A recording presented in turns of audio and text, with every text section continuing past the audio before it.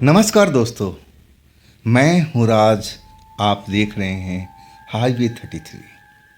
दोस्तों, आज की कहानी मैडम जी और आशीष की है। पाठ 16 का मैं आगाज करने जा रहा हूँ। आपने पाठ 15 में जो देखा, जो समझा, मैं थोड़ा सा उसके बारे में बता दूँ। आशीष मैडम और वो अंग्रेजन मैडम एक खजाने की तलाश में अपने फार्म हाउस से काफ़ी दूर पहाड़ी क्षेत्र में आई थी। अब किस प्रकार के खजाने की तलाश कर रही थी वो तो मुझे अब बता नहीं सकता, लेकिन खजाना था जैसा मैडम और अंग्रेज मैडम कह रही थी। वो खजाना का रहस्य अभी बचा हुआ था। अभी वो खजाना हाथ में नहीं लगा था। हाँ, वहाँ पर भ्रमित करने वाली चीज़ एक चांदी का पत्थर, जिस पर आड़े टेढ़े कुछ निशान बने हुए थे, और गौरी मैडम को लग रहा था कि ये निशान कोई नक्शा है, इससे हमें उस जगह का पता चलेगा। लेकिन जो मैडम थी ना, इंडियन मैडम, वो इसके बारे में ज़्यादा संवेदना नहीं कर रही थी, और वो कुछ अलग प्रयास में लगी हुई थी। और आखिरकार आशीष और मैडम, अंग्रेजन मैडम को छोड़ करके वो चली गई थी। कहाँ गई थी ये तो आज की कहानी में खुलासा होगा। और जो आशीष थे और गौरी मैडम का बीच में अब संबंध बन चुका था।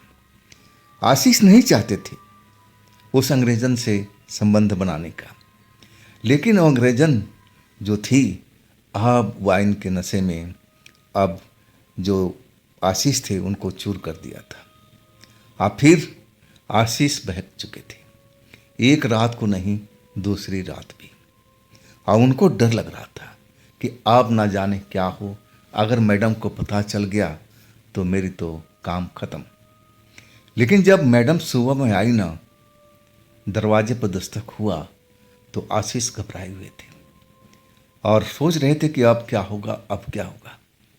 मैडम के हाथ में एक बड़ा सा थैला था जो वजनी था। आशीष को पकड़ाते हुए वो सोफे पर आ बैठी। आशीष उस थैले को वजन उठा करके देख रहे थे कि आखिर ये वजनी थैले में क्या रखा हुआ है। आशीष भी अब सोफे पर बैठ चुके थे, और जो मैडम थी, इंडियन मैडम और अंग्रेजन मैडम, दोनों गले मिल रही थी। अब फिर मैडम पूछ रही थी अंग्रेजन से कि आशीष तुम्हारे साथ कोई बुरा व्यवहार तो नहीं किया, तुमने उसको दारू वारू तो नहीं पिलाई? लेकिन अंग्रेजन मैडम ने बिल्कुल नकार दिया कि नहीं नहीं, ये तो बड़ा शरीफ लड़का है। मैं तो दारू दे रही थी, लेकिन ये कहता है कि मैं दारू छोड़ चुका हूँ। ये हमारे साथ में ऐसा कुछ नहीं किया, बहुत ही शरीफ लड़का है। ये सब सुनकर के थोड़ा सा आशीष को संतोष जरूर मिला था, लेकिन कितनी देर संतोष चलेगा अभी कुछ मालूम नहीं था। आखिर खजाना क्या था? असली खजाना जो ढूंढ रहे थे उसका रहस्य क्या था? कैसा है वो खजाना और कब मिलेगा? तो शुरू करें आज की कहानी को। लेकिन जो दोस्त मेरे चैनल पर पहली बार जुड़े हैं और अभी तक मेरे चैनल को सब्सक्राइब नहीं किए हैं, तो मैं उन दोस्तों से गुजारिश करूंगा कि भाई सब्सक्राइब तो कर लीजिए। बस एक उंगली से ही तो बटन दबाना है, और तो आपको कुछ करना ही नहीं है। इतना मेहरबानी तो मेरे चैनल के लिए कर ही सकते हैं, और मैं सोचता हूँ कि अब तक आपने कर ही लिया होगा। तो शुरू करें कहानी आज की। आशीष जो थे ना, घबराए हुए थे। मैं उन्हीं का पॉइंट व्यू से अब आगे की कहानी सुना रहा हूँ। मैं अपने सोफे पर बैठा हुआ और दोनों मैडमों को देख रहा था। मैडम जो मेरी वाली थी ना, वो अंग्रेजन मैडम से बार बार पूछ रही थी। कभी मेरी तरफ देखती और फिर अंग्रेजन से कहती कि आशीष ने तुम्हें परेशान तो नहीं किया? मेरा दिल तो धक धक करने लगा था। अगर उस मैडम ने ऐसा कुछ हिंट दे दिया ना तो मेरा तो काम तमाम हो जाता। ना जाने मेरे साथ क्या होता। मेरी तो दिल की धड़कन बढ़ चुकी थी। और लेकिन मैडम ने तो कमाल का जादूगरी किया। वो तो बहुत बड़ी एक्टर लग रही थी। उसने एहसास तक नहीं होने दिया मेरी वाली मैडम को कि मेरे साथ में उसने रात में 2 रातों में क्या खेल खेला है। बिल्कुल नकार दिया। अब मुझे तो शरीफ घोषित कर दिया था। लेकिन मैं चैन का सांस ले लिया था। लेकिन कब तक ये पर्दा बना रहेगा मुझे खुद मालूम नहीं। इसके बाद मैडम उनसे अंग्रेजी में बात करने लगी थी और कुछ कागज़ लेके आई थी और वो मैडम को दिखा रही थी। सब वार्तालाप अंग्रेजी में चल रहा था। मैं समझ नहीं पा रहा था। मैं तो सोफे में बैठा उन दोनों का शक्ल देख रहा था। जब मेरी अंग्रेजन मैडम से आंख मिलती ना तो मैं शर्मा करके अपनी आंख झुका लेता था और मेरी जब मैडम मेरी तरफ देखती तो मैं भी उस टाइम आंख नीचे कर लेता था। मुझे खुद शर्म आ रही थी। मैं ऐसा कर्म कर लिया था जो मुझे नहीं करना चाहिए था। मैं कैसे अंग्रेज मैडम के चक्कर में फंस गया मैं खुद नहीं जानता था। आखिर उन्होंने मेरे साथ कोई जादू वादू तो नहीं किया था। मैं इतनी आसानी से उनके जाल में कैसे फंस गया यही सब मैं सोच रहा था। लेकिन अंग्रेजी में बातचीत जो चल रही थी ख़त्म हो चुकी थी और मैडम अब मुझसे बात कर रही थी कि आशीष इधर आ जाओ, थोड़ा नज़दीक आओ। मैं जल्दी से उठ करके अपनी वाली मैडम के बगल में जा बैठा और तब उन्होंने बात बताना शुरू किया। वो बताती जा रही थी और मैं सब हैरानी से सुनता जा रहा था। जब उनकी बात ख़त्म हुई ना उस खजाने के बारे में सारी बात थी। उस खजाना को कैसे पाना था, आखिर वो खजाना था क्या, उस खजाने के पीछे क्या छुपा हुआ था जिसके लिए अंग्रेजन मैडम मरी जा रही थी, जो विदेश से चल कर के आइए दूसरी बार ये खजाने ढूंढने इस जगह पर आई थी। आखिर कैसा है खजाना। लेकिन अभी मैं जो समझा था ना तो मैं खुद हैरान हो गया था। ये खजाना को पाना इतना आसान नहीं था।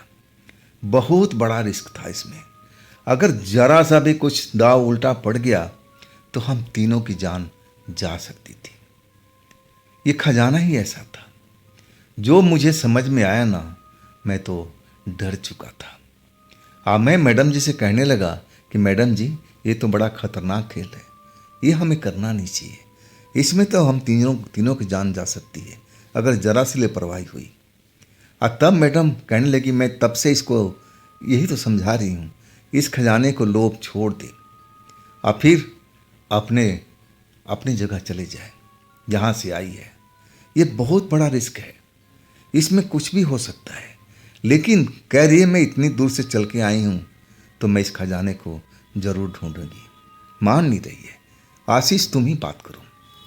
फिर मैं अपनी भाषा में अब उस मैडम से बात करने लगा कि मैडम जी जैसा मैडम ने बताया है मुझे तो सोच करके डर लग रहा है। क्या आपको डर नहीं लग रहा है? ये खजाना आसान नहीं है पाना जिसके लिए आप इतनी दूर चल करके 7 समुंदर पार करके आई हो। ये आसानी से मिलने वाला नहीं है। इसके लिए तो हम लोगों को जान की बाजी लगानी पड़ेगी। तब वो मिलेगा या नहीं मिलेगा कुछ कहा नहीं जा सकता है। इसके बीच हमारी जान चली गई तो खजाना किस काम में आएगा। आप रहने दो इसको, भूल जाओ। हम लोग यहाँ से फार्म हाउस चलते हैं। आप हमारे मेहमान हो, कुछ दिन हमारे पास में रहो। जब आपका इच्छा हो आप चले जाना। लेकिन इस खजाना को अब ख़त्म करते हैं, अब नहीं ढूंढते हैं। वो मैडम मेरी बात सुन कर के अपनी आंखें नीची कर ली। उदास हो गया था चेहरा। फिर मैडम जी से अंग्रेजी में शुरू हो गई थी। मैडम जी भी अंग्रेजी में उसका एक एक बात का सही उत्तर दे रही थी। वो बात मुझे समझ में नहीं आ रहा था, लेकिन कुछ वर्ड ऐसे थे जो मैं समझ रहा था, जिसमें था डेंजर। वो कई बार डेंजर शब्द का प्रयोग कर चुकी थी। मैं समझ रहा था कि मैडम जी वही बता रही थी जो मैं मैडम को अंग्रेजन मैडम को समझाने की कोशिश कर रहा था, लेकिन वो हार नहीं मान रही थी। और आखिरकार मैडम ने अब जैसे अपना हथियार डाल दिया हो। अब फिर मेरी तरफ मुड़ के कहने लगी कि आशीष, ये नहीं मान रही है, चलो ये काम तो कर ही लेते हैं, जो भी होगा देखा जाएगा। लेकिन मैं जब सोचा ना कि इतने बड़ा रिस्क है इसमें, तो मैं तो सिहर चुका था। अब मैं घबरा गया था, मैं पसीने में नहा चुका था कि मैडम ने हाँ कर दिया, आप तो अपना वचन से वापस हो नहीं सकती। क्योंकि मैं मैडम को जानता था, जो वो अपने मन में ठान लेना उसको किसी तरह से पूरा कर लेती थी। इसलिए मैं डर गया था। मैं मैडम से कहने लगा, मैडम आप देख तो लो, एक बार सोच तो लो, जैसे आपने बताया है इसमें खतरा तो बहुत ज़्यादा है, और खजाना मिलेगा कि नहीं मिलेगा कुछ भी मालूम नहीं। लेकिन मेरी मैडम कहने लगी कि आशीष घबराओ मत, जो होगा देखा जाएगा, हमारे काम में तो पल पल पर खतरा है, लेकिन ये खतरा कुछ ज़्यादा है, अनजानी खतरा है, और देखेंगे हम, निपटेंगे इससे भी। अब मैं जो बता रही हूँ तैयारी कर लो, बाकी सारा सामान तो मैं लेके आ चुकी हूँ। मुझे पता था कि अंग्रेज मैडम मारेंगी नहीं, मुझे इसका अंदेशा था, तो मैं कुछ पहले से तैयारी करके आ चुकी हूँ। और रात में हमें उसी खंडहर में जाना पड़ेगा। अब सारा जो कर्म है वही करना पड़ेगा उस खजाने को पाने के लिए। मैं अब घबरा चुका था, लेकिन मैडम का आदेश था, पालन तो करना ही पड़ेगा। इसके बाद उन्होंने कुछ सामान मुझसे मंगवाया। कहने लगी कि बाज़ार चले जाओ और जाके सारा सामान इकट्ठा कराओ। मैं समझ लिया था कि ये काम अब मैडम ज़रूर करेगी, ये रोकेगी नहीं। जो एक बार जिद कर लेना वही करती है। फिर मैं बाज़ार निकल चुका था। बाज़ार में सारा सामान इकट्ठा कर लिया। मैं अब होटल लौट आया था। जब मैं आया ना, तो दोनों मैडम सो रही थी। मुझे दरवाज़ा कई बार खड़काना पड़ा, तब जाकर के अंग्रेजन मैडम ने आके दरवाज़ा खोला। मैं जब देखा ना, तो मेरी वाली मैम साहब सो रही थी, और सोते हुए उसका चेहरा बहुत ही प्यारी लग रहा था। और अंग्रेज मैडम मुस्कुरा के कहने लगी, आगे चलो, अब दरवाजे से हटो कि मैं बंद कर दूं। और मैं उनको देख करके शर्मा गया था कि कमाल की है एक्टर, कमाल की उन्होंने एक्टिंग की है। मैडम से साफ बच निकली है, कुछ भी नहीं बताया जो रात में हुआ था। लेकिन मैंने सोच लिया था कि जब भी मौका मिलेगा मैं मैडम को ज़रूर बताऊंगा, मैं अपने पाप का प्रायश्चित ज़रूर करूंगा। अब मुझे पता था कि मैडम मुझे माफ़ कर देगी, या नहीं भी करेगी तो भी देखा जाएगा, लेकिन मैं बताऊंगा ज़रूर, लेकिन उचित वक्त आने पर, अभी नहीं। इसके बाद मैं सारा सामान रख करके अब सोचा कि रात तो जागनी है, अब आराम भी कर लिया जाए। इसके बाद मैडम के बगल में, अपनी वाली मैडम के बगल में लेट गया था। और मैडम कब मेरे सीने पर हाथ रख दिया और मैं जान ही नहीं पाया, क्योंकि मैं अब नींद में जाने वाला था। मैं उस हाथ को हटाने का कोशिश भी नहीं किया। वो हाथ मुझे बहुत ही उस वक्त में अच्छा लग रहा था। इसके बाद मैं नींद के आगोश में आ चुका था। जब मेरी नींद खुली ना, तो मेरी वाली मैडम मुझे उठा रही थी, आशीष उठो उठो, अब हमें तैयार होना है, देख लो कितना वक्त हो चुका है। मैंने जब घड़ी देखी ना, तो 9 बज रहा था। मतलब हम बहुत देर तक सोते रहे। चलो अच्छा हुआ, नींद तो पूरी हो गई, अब तो हम फ्रेश हैं, अब जो होगा देखा जाएगा। इसके बाद हम अपनी तैयारी में लग चुके थे। और मैं जो मैडम का सामान देखा ना, तो उसमें अब बदबू आने लगी थी और मक्खी भी वहाँ पर लग रही थी। मुझे एहसास हो गया कि उनके जो लाए हुए थैले में क्या सामान हो सकता है। वो ज़रूर मटन या मांस ही होगा। जिस तरह से उसमें से स्मेल आ रही थी, आप मक्खी भिनभिना रहे थे, मैं समझ चुका था। मैडम पूरी तैयारी करके आई थी। उसको शायद सब कुछ पता था कि अंग्रेजन मैडम मानेगी नहीं, चाहे कुछ भी कर लो, क्योंकि 7 समुंदर पर पार करके आई है और एक बार आकर के थक गई है। उस टाइम बारिश का मौसम शुरू हो चुका था और घनाघोर बारिश चलती रही थी, जैसा मैडम बता रही थी, और तब उनको काम रोकना पड़ा था। लेकिन इस टाइम बारिश तो नहीं थी ना, अब ये काम हो सकता था, लेकिन इसमें रिस्क बहुत बड़ा था। खैर मैं समझ गया था। और इसके बाद 10 बजे के आसपास हम होटल छोड़ चुके थे। सारा सामान अब कार के अंदर में था। अब हम कुछ देर के बाद 11 बजे तक हम उसी खंडहर में पहुंच गए थे। अब मैडम पूरी तैयारी कर रखी थी। मैडम जहां बताया हम उसी स्थान को साफ सफाई करके और वहां पर अनुष्ठान लायक जगह बना दिया था। अब मैडम उस जगह को अब गोल घेरा बना रही थी और वहां पर आड़ी तिरछी अब रेखाएं भी खींच रही थी। दीपक जला चुकी थी और जो मैडम थी उसके लिए अब मेरे लिए एक बड़ा सा गोल घेरा बना दिया था, रक्षा कवच की तरह। मैं जानता था गोल घेरे का मतलब क्या है। अब तो बहुत कुछ मैडम से सीख चुका था। मुझे पता था कि हम लोग को इस गोल घेरे में रहना पड़ेगा। जो मैडम अनुष्ठान करेगी, अब क्या करने वाली है, अब तो मैं थोड़ा बहुत समझ चुका था। अब मैडम ने मुझे बताया भी कि आशीष, ये जो अनुष्ठान होने जा रहा ना, तुम्हें सब कुछ बता चुकी है और जैसा मैंने बताया है वैसा ही करना है। बिल्कुल डरना नहीं है। अगर तुम डर गए ना तो सारा मामला उल्टा हो सकता है।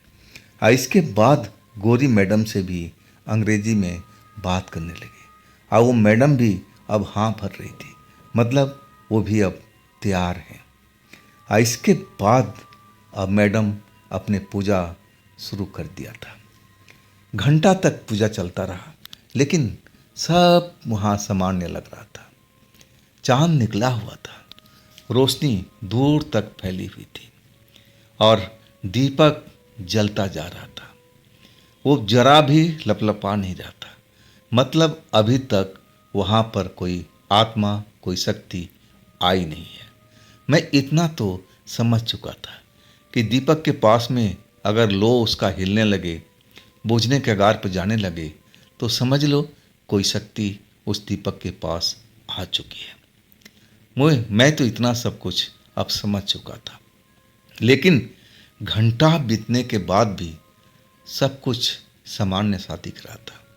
हाँ, पहाड़ी क्षेत्र था, वहाँ पर जंगली जानवर की आवाज़ जरूर आ रही थी। गीदड़ भी अब अपनी आवाज़ में कुछ बोल रहे थे और भेड़ियों की भी आवाज़ वहाँ पर सुनाई दे रही थी, लेकिन वो दूर दूर थे, हमारी जगह से काफ़ी दूरी पर, जैसा आवाज़ से मुझे पता चल रहा था।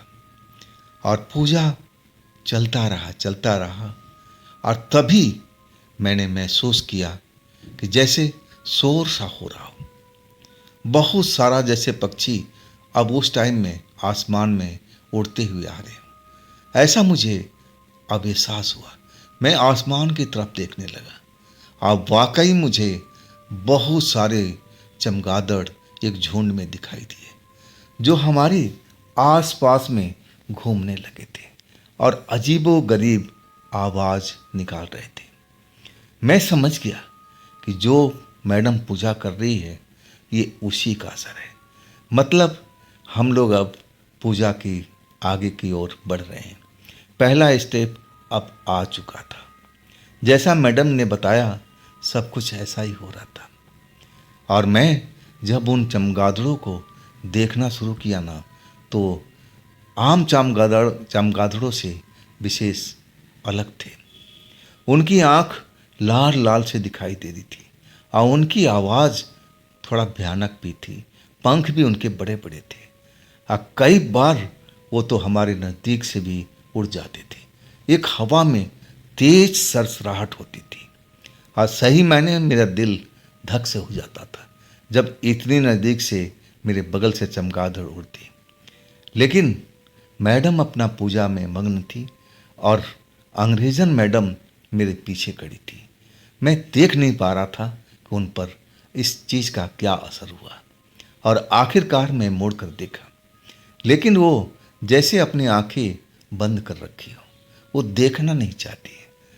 तो इसका मतलब वो भी डर चुकी है, जैसा मैं डरा था। इसके बाद एक अजीब सी आवाज़ वहाँ पर सुनाई देने लगी। वो आवाज़ मैं सुन करके अब कांप चुका था। वो बड़ी ही भारी आवाज़ थी। वो आवाज़ जैसे जंगल्स के अंदर से आ रही थी, और वो भी जैसे कोई बहुत बड़ा जानवर हो, कोई शक्ति हो, चिंघाड़ता हुआ और दौड़ता हुआ जैसे कदमों की आवाज़ उसकी थी। और वो हर पल शक्ति जैसे नज़दीक आती जा रही हो, आती जा रही हो। और उसके साथ साथ चमगादड़ों का स्पीड भी बढ़ चुका था। उनकी फड़फड़ाहटें बढ़ चुकी थी। हवा में एक विशेष शोर सुनाई दे रहा था, और हम तो जैसे दोनों के दोनों लोग, मैडम जी, अंग्रेजन मैडम और मैं, कांप रहे थे डर के मारे। अब मेरा हाल तो कुछ ज़्यादा ही बुरा था। अब वो अंग्रेजन मैडम ने मेरे पीठ पर अपना हाथ रख दिया था, और अब मैं उनकी घबराहट को महसूस कर रहा था। मैं देख रहा था, महसूस कर रहा था कि वो भी डरी हुई हैं, उनका हाथ भी कांप रहा है।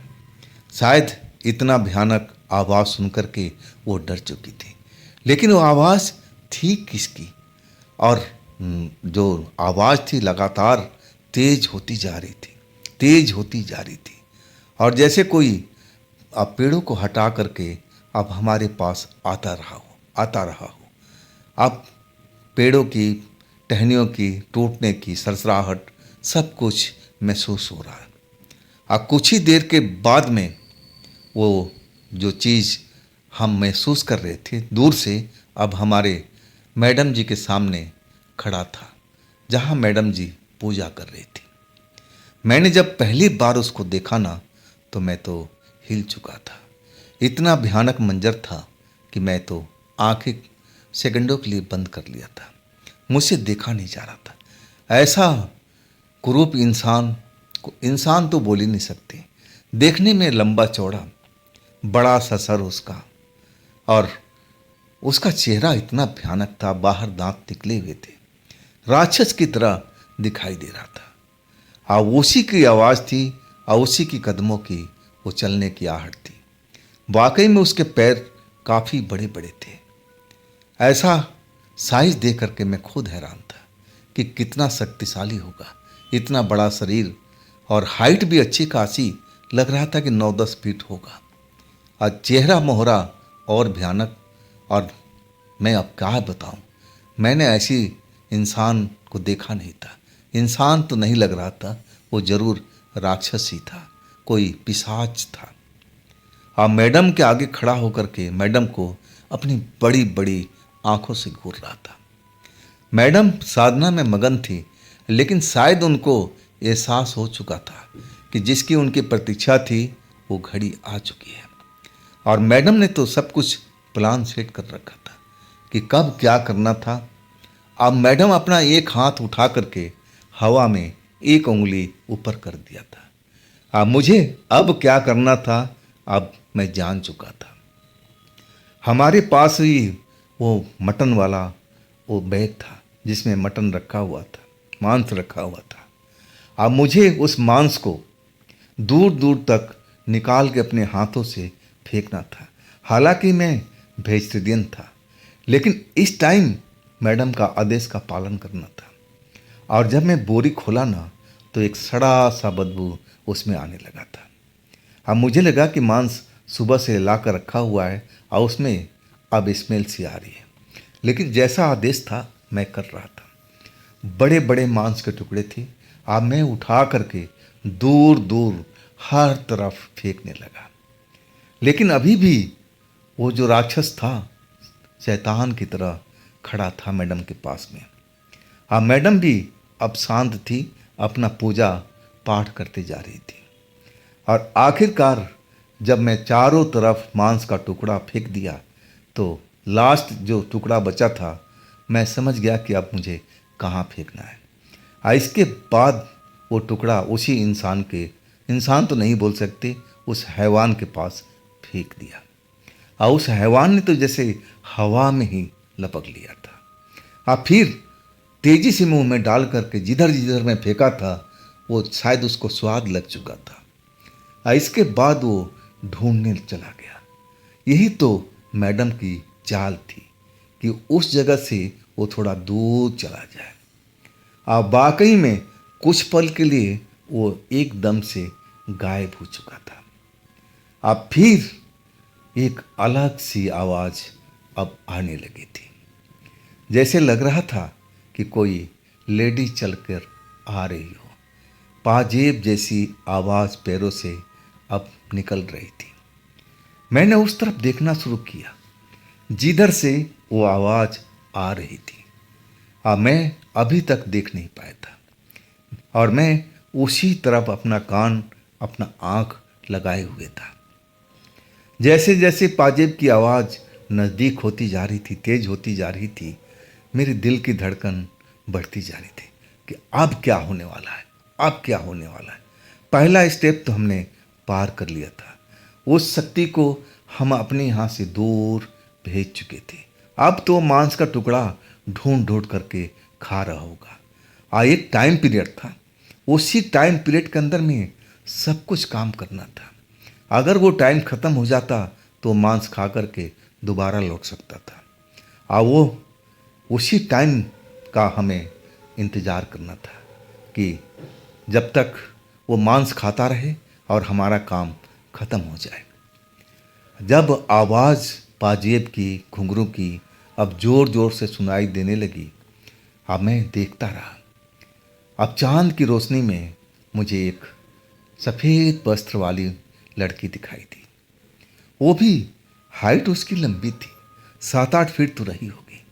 सफ़ेद वस्त्र धारण किए हुए और वस्त्र भी उसका चांद की रोशनी में चमक रहा था। वो चलती आ रही थी, चलती आ रही थी। सीधा आ करके मैडम के पास खड़ी हो गई। तब मैंने देखा वो जो दीपक था ना, सही में फड़फड़ा रहा था। उस टाइम भी फड़फड़ाया था जब वो शैतान आ करके खड़ा हुआ था। अब मुझे क्या करना था? अब जो करना था अंग्रेजन मैडम का काम था।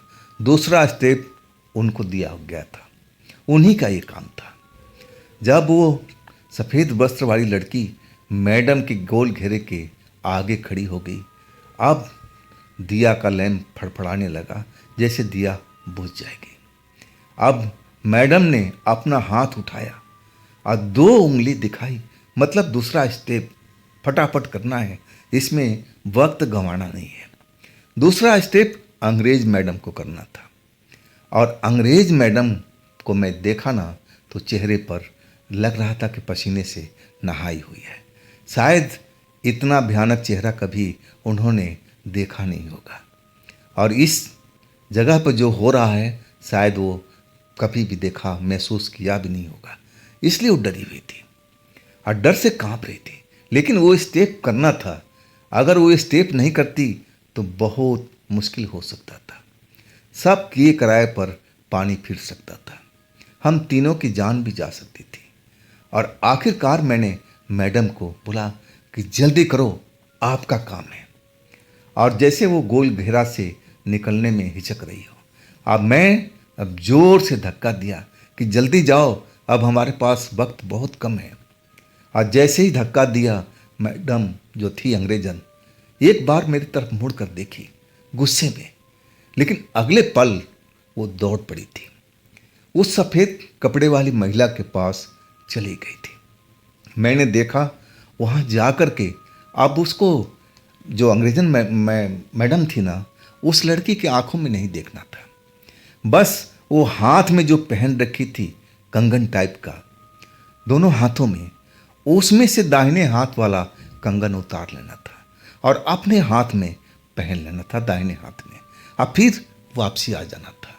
इसके बाद हमारा काम खत्म हो जाता। वो अपना काम करने में हिचक रही थी। समय बीतता जा रहा था। कभी वो मैडम की तरफ मुड़ के देखती, कभी मेरी तरफ। मैं उनसे कह रहा था कि मैडम टाइम कम है, जल्दी करो, नहीं तो शैतान कभी भी आ सकता है।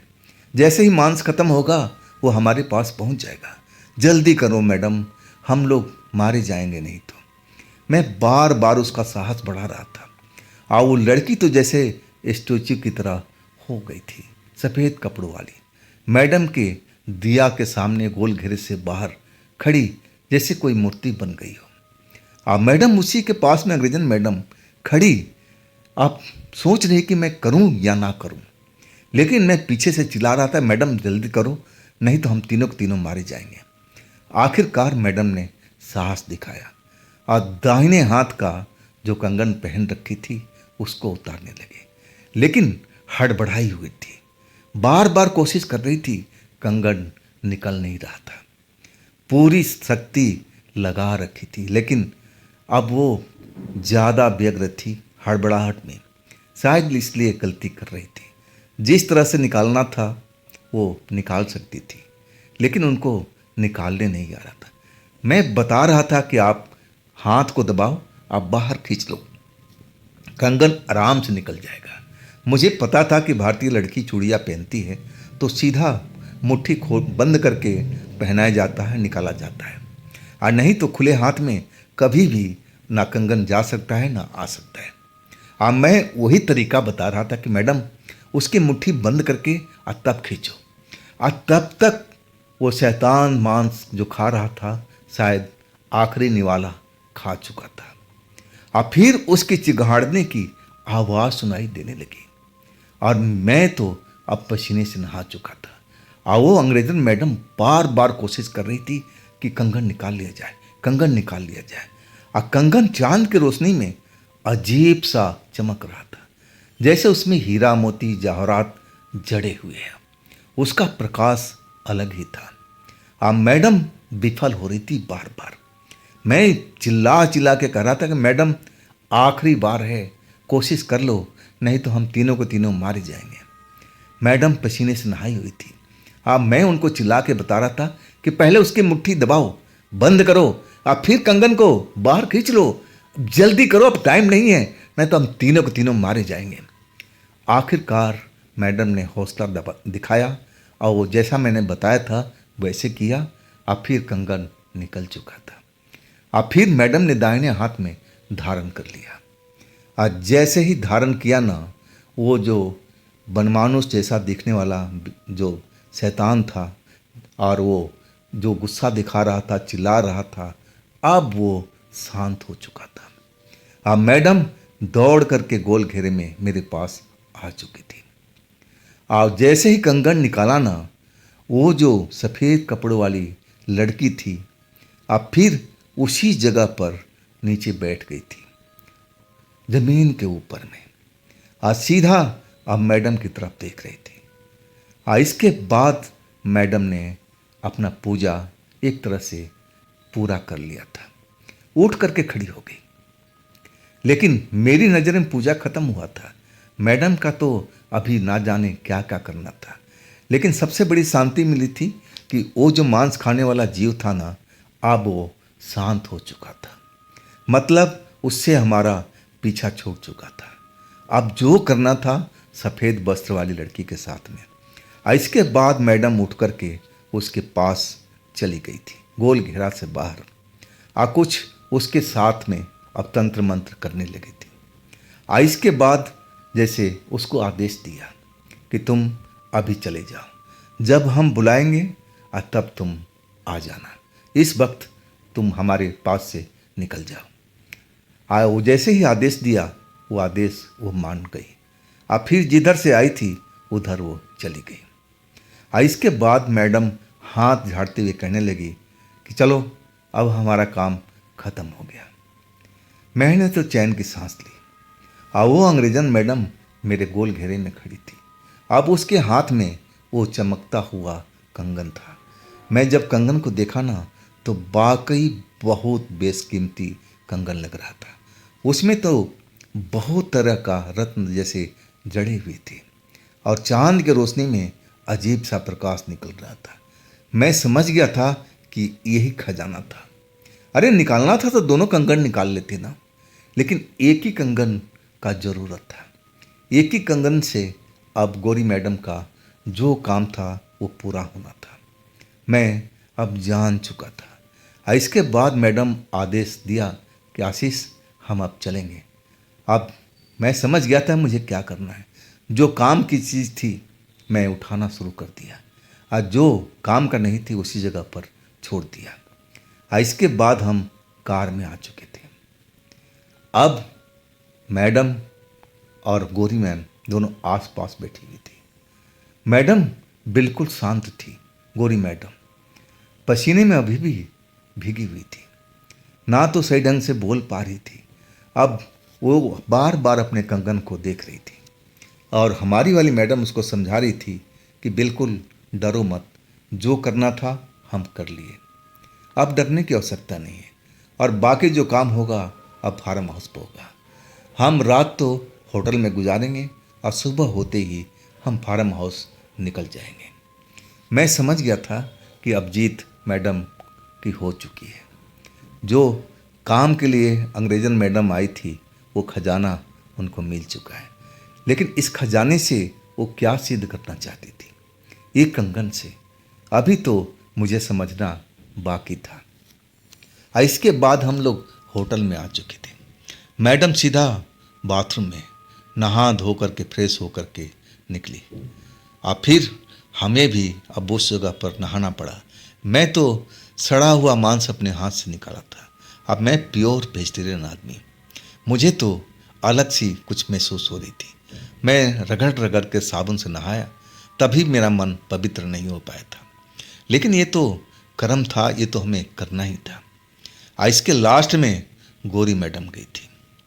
इसके बाद वो नहा के निकली और तब तक मेरी वाली मैडम सो चुकी थी गहरी नींद में। अब मैं भी उनके बगल में आकर के लेट चुका था। अब अंग्रेजन मैडम नहा के आई और फिर वो भी आप उसी जगह पर लेट गई थी। सुबह जब सबसे पहले मैडम की आँख खुली और मुझे जगाने लगे कि आशीष अब उठो, हमें अब निकलना है, नहीं तो देर होगी, हमें लंबा सफ़र तय भी करना है। मैं समझ गया था। इसके बाद हम लोग अपने कार में आ चुके थे। सफ़र हमारा स्टार्ट हो चुका था और सुबह में हम एक ढाबे पर रुके जहाँ पर चाय नाश्ता डट कर किया। और फिर मेरे पास पूछने के लिए अब वक्त था। मैंने अपने मैडम से पूछा कि आप चाहती तो दोनों कंगन निकाल सकती थी, ये तो खजाना से भी बड़ा दिख रहा है, इसमें तो जैसे रत्न भंडार जड़े हुए हैं, ये तो बहुत महंगा होगा, ये तो मार्केट में बहुत ज़्यादा कीमत होगा। तब मैडम हंसते हुए कहने लगी, अरे पागल, अगर दोनों निकाल लेते तो उस खजाने का क्या क्या मतलब रह जाता। जिस खजाने को हम पाना चाहते हैं वो लड़की है। जब तक उसके हाथ में एक कंगन नहीं रहेगा वो इस मैडम की आदेश कभी नहीं मानेगी। तब मैं समझना शुरू किया कि ओह, ये कंगन का राज ये है। मतलब एक हाथ में वो कंगन उस लड़की के हाथ में होना चाहिए और दूसरे हाथ में इस मैडम गौरी मैडम के हाथ में होना चाहिए। और जो ये चाहेंगी, जो इनकी दिल इच्छा है, जो करवा सकती है उससे। इसीलिए तो इतना लंबा सफ़र विदेश से चल कर आई थी, 7 समुंदर पार करके। चलो अच्छा हुआ ये खजाना अब पा चुकी है। अब मैं खजाने का रहस्य समझ गया था। मैं तो शुरू में समझा था कि कोई गड़ा हुआ खजाना होगा जो बहुत बड़ा धन होगा, बहुत सोना चांदी होगा, हीरा होगा, रत्न भंडार होगा। लेकिन ये खजाना था कंगन। कंगन की शक्ति से अब मैडम चाहे कुछ भी कर सकती थी जो इनके दिल में आए। अब उनके ऊपर निर्भर करता है कि क्या वो अच्छा करना चाहती है या बुरा करना चाहती है। लेकिन जैसी शक्ति मैंने देखी ना, वो शक्ति भली लग रही थी, वो कोई बुरी शक्ति मुझे नहीं दिख रही थी।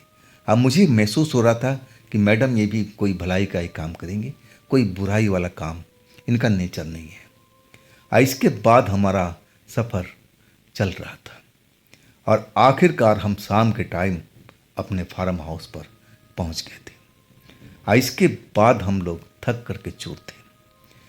मैडम और गोरी मैडम मैडम वाले कमरे में अब आ चुकी थी और दोनों अब सोने के मूड में थे, थके हुए थे।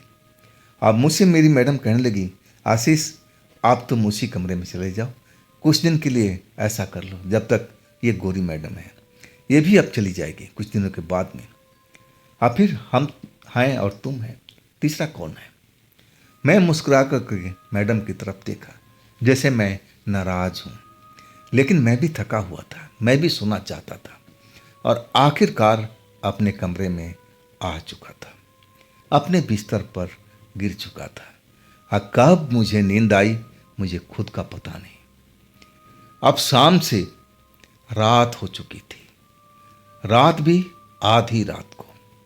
जब मेरी नींद खुली ना तो मुझे एहसास हुआ कि जैसे मेरे सर के पास कोई खड़ा हो। आज जब मैंने मुड़ कर देखा ना तो मैं तो एकदम हैरान रह गया, डर गया था। ये वही लड़की थी जो मैंने देखा था, जिसके हाथ में एक कंगन था। ये मेरे पास क्या कर रही है?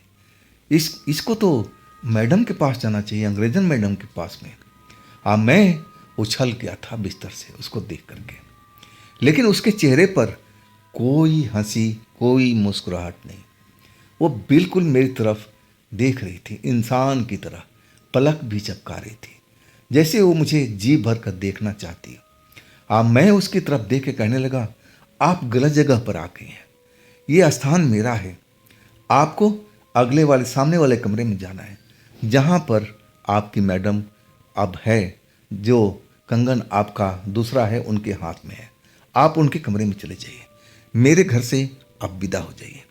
लेकिन वो लड़की जा नहीं रही थी, बार बार मुझे देख रही थी, घूर रही थी। मैं उसको देखता हुआ डर रहा था, लेकिन देखने में कोई वो ऐसा नहीं थी कि मैं उसका चेहरा देख करके डर जाऊं। एक शरीफ सी लड़की, मासूम सी लड़की जैसा चेहरा था, यंग लड़की थी और सफ़ेद कपड़ा उस पर ज़्यादा ही फब रहा था, बाल भी उसके रेशमी थे, एक हाथ में कंगन।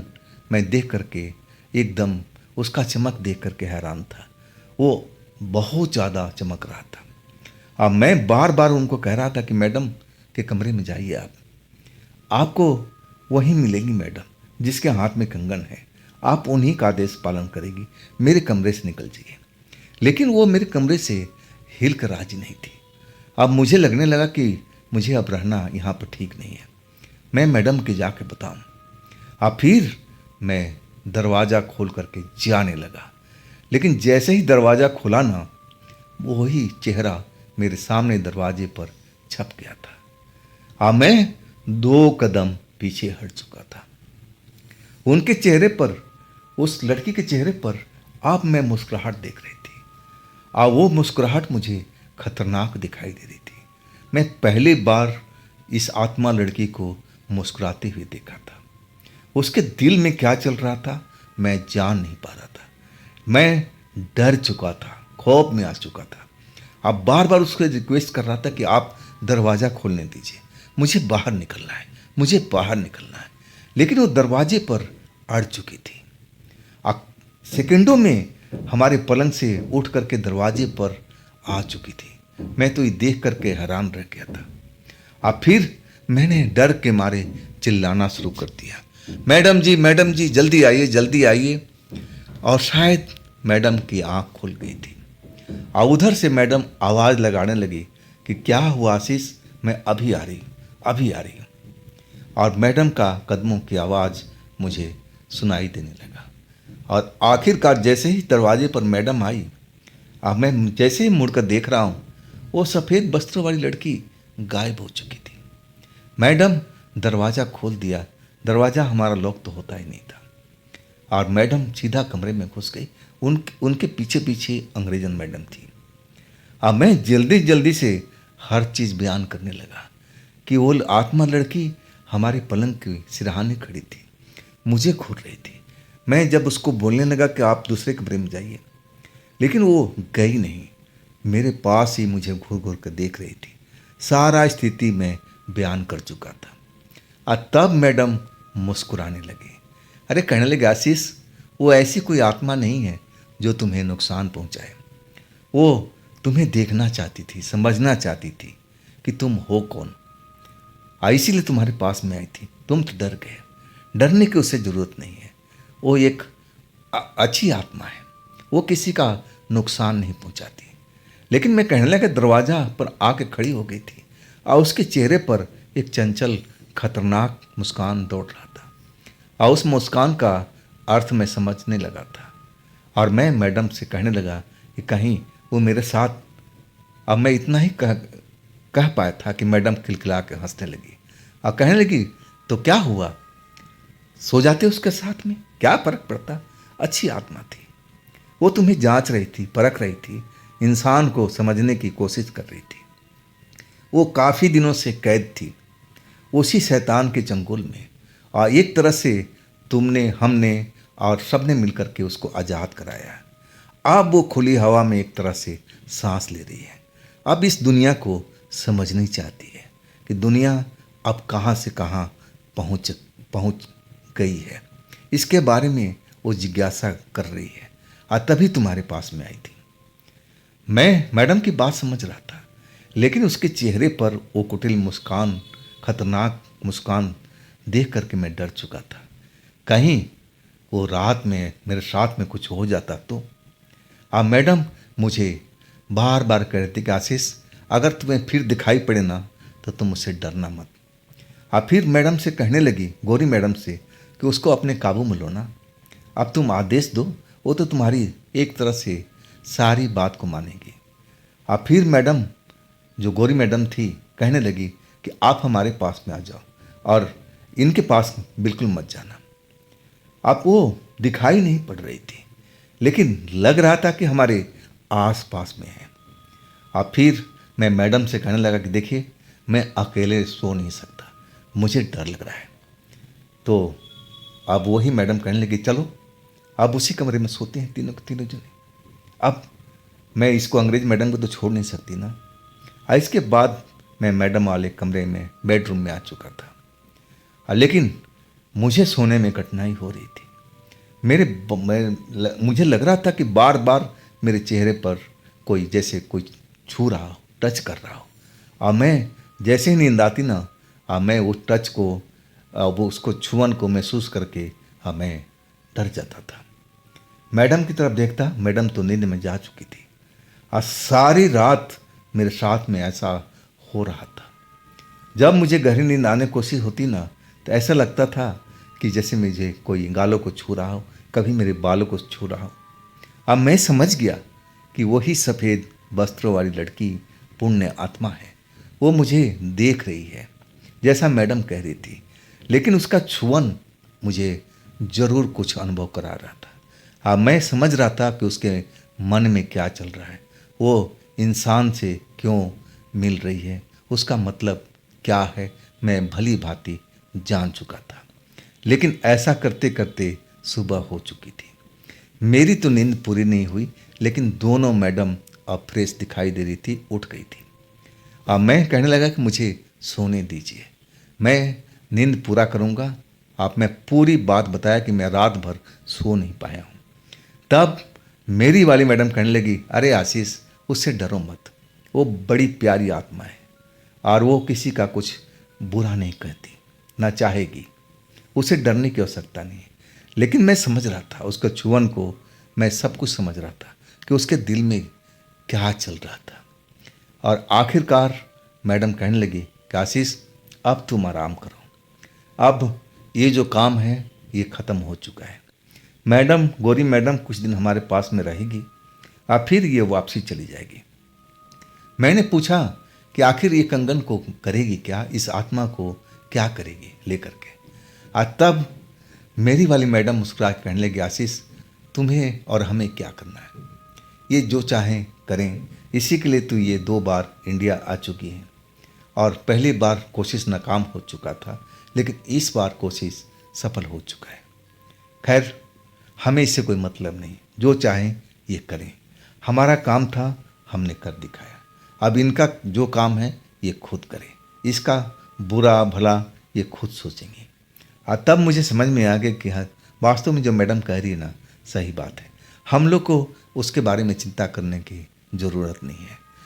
तब मैंने पूछने लगा कि मैडम, अब अगला प्रोजेक्ट क्या होगा, अगला हम किस मिशन पर काम करने वाले हैं। तब मैडम कहने लगी कि आशीष, कुछ दिन तक आराम करते हैं और फिर हमारा अगला मिशन, जिस भाई को हमने पकड़ रखा है, अब उसको, बड़े भाई को हमें पकड़ना है, उसको सज़ा देना है। मैं अपने माँ बाप को मरता हुआ देखा था, मैं वो दृश्य कभी भूल नहीं सकती। लेकिन उसके लिए हमें जाल बिछाना पड़ेगा, बहुत बड़ा जाल। आज तुम भी उस चीज़ में शामिल रहोगे, तब जाकर के हम कामयाब हो सकते हैं, उसको हम पकड़ सकते हैं।